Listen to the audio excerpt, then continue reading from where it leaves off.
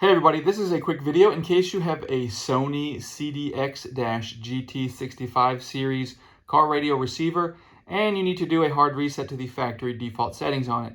Now there's two main reasons you would want to do this. The first one is troubleshooting. If this receiver will not connect or will not pair with your devices, or if it's not working or seems to be not responding or frozen, a hard reset can fix a lot of these things. You'll need to set it up again as a new radio, and that's really the second reason you might want to do this. If you're putting this radio in a new car, or just for whatever reason you might want to just get a fresh start like it was a brand new radio, we can go ahead and do that. We just need to access the reset button, which is in the rear panel. And so what we want to do is, and you're going to need like a pencil or a pen or a paper clip or something to press the button once you get there. So what we're going to do is you need to make sure you turn your radio off first. And once it's off, you're just going to come and push this open button, and that's going to pop the top, and the top will kind of fold down, and then you'll shift the whole thing to the right and pull the thing out.